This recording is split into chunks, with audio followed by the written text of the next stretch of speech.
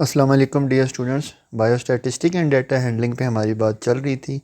आज हम जिस टॉपिक पे बात करेंगे वो है रेंज। अब रेंज होता क्या है? रेंज होता है the difference between highest and lowest value in a data. Data में जो सबसे हाईएस्ट वैल्यू है और उसी डाटा की सबसे लोवेस्ट वैल्यू, उसका जो डिफरेंस है वो हमारा होता है रेंज। या हम बात कर लेंगे कि हाईएस्ट ऑब्जर्वेशन क्या आई है और लोवेस्ट ऑब्जर्वेशन क्या आती है हमारे एक्सपेरिमेंट की, उसका जो डिफरेंस आएगा वो भी हमारे पास क्या हो जाएगा? रेंज हो जाएगा। रेंज से पता क्या चलता है? रेंज मेजर ऑफ स्प्रेड और variability of data set in an experiment. आपने कोई एक्सपेरिमेंट किया, उसके रिजल्ट में वेरिएशन कितनी है, कितना वो डाटा का फैलाव कितना है, मतलब कितनी हाईएस्ट वैल्यू जा रही थी या कितनी ही लोवेस्ट वैल्यू आ रही है, उसका जो डिफरेंस निकालोगे, जब रेंज निकलेगा तो आपको आइडिया हो जाएगा कि आपका एक्सपेरिमेंट ठीक जा रहा है कि नहीं जा रहा।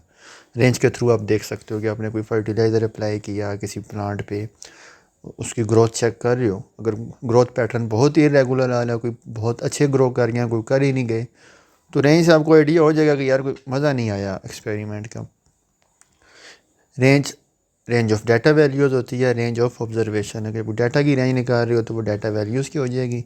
जब आपने कोई एक्सपेरिमेंट की ऑब्जर्वेशन की हुई है तो वो रेंज ऑफ ऑब्जर्वेशन हो जाएगी। एक एग्जांपल से बात करते हैं कि रेंज है क्या, फिर चीज़ और क्लियर हो जाएगी कि रेंज है क्या। अब रेंज की कैलकुलेशन के दो ही सादे तरीन स्टेप्स हैं। बायोस्टैटिस्टिक में सबसे कोई आसान बात थी वो यही रेंज वाली ही थी कि अब इसके दो स्टेप्स होते हैं। सबसे पहला स्टेप होता है रेंज को फाइंड करने का। कि आपको जो डाटा आएगा, डाटा की फाइंडिंग होगी, आपने सबसे पहले उस डाटा को असेंडिंग ऑर्डर में अरेंज करना है, मतलब लोवेस्ट से हाईएस्ट वैल्यू आप अरेंज कर लोगे। फिर फार्मूला लगाना है रेंज का। रेंज का फार्मूला है क्या? Highest value minus lowest value. सादा तरीन काम करना है। आपके पास रेंज निकलेगी या highest observation minus lowest observation, आपके पास रेंज निकलेगी। एग्जांपल की बात करें कि हमारे पास जैसे एग्जांपल है कि student is studying the height of sample of plant in a garden after the treatment of fertiliser. Student ने प्लांट को कुछ फर्टिलाइज़र अप्लाई किए तो और उसने फिर उनकी हाइट मेजर की। जब उसने डाटा कलेक्ट किया तो इस सारी हाइट्स आई उन प्लांट की, किसी की 10 सेंटीमीटर, 15, 18, 21, ये सारी आ रही हैं, 28, 50।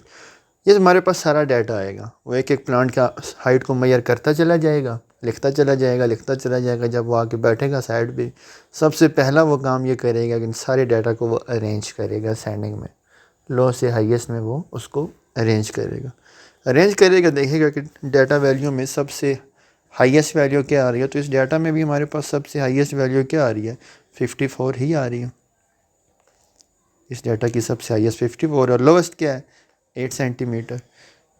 हाँ, ये 8 सेंटीमीटर आ गई। रेंज का फार्मूला है 54 माइनस 8, हाईएस्ट माइनस स्मॉलेस्ट। तो वो करोगे तो ये जो भी आंसर आया आपके पास वो आपकी क्या हो जाएगी? रेंज हो जाएगा। बस सादा सा काम था रेंज निकालने का। अब टाइप्स ऑफ रेंज क्या हैं, ये शॉर्ट क्वेश्चन बन सकता है क्योंकि 3 टाइप्स बताई हुई हैं और इसी हिसाब आपका शॉर्ट क्वेश्चन भी 3 नंबर का ही है, तो ये बन सकता है हमारे पास। 3 टाइप्स ऑफ रेंज है। एक होती है स्मॉल रेंज, एक है मिडल रेंज और एक होती है लार्ज रेंज।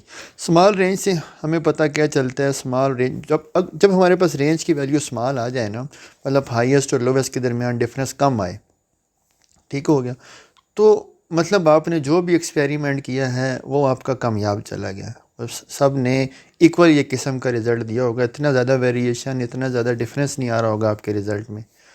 तो मतलब स्मॉल रेंज को ना वो कहते हैं जी अच्छी वैल्यू निकली।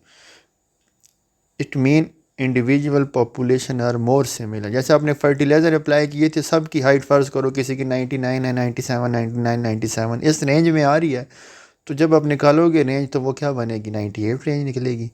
तो मतलब आपका काम ठीक आ गया। अब मिडल रेंज आती है ना, मिडल रेंज साइंटिस्ट के लिए कोई मज़े की बात नहीं है। वजह क्या है? मिडल रेंज मैंने बात ही नहीं समझ लग रही। कभी आप मिडल रेंज कब निकल सकती है कि या एक वैल्यू बहुत छोटी हो या एक वैल्यू बहुत बड़ी हो। पिछली जो हमारी एग्जांपल थी वो मिडल रेंज की थी, ये जो हमने इधर बात की है। एक वैल्यू बहुत छोटी थी, फर्टिलाइज़र एक प्लांट 8 सेंटीमीटर ग्रो कर रहा है, एक 54 तक ग्रो कर गया।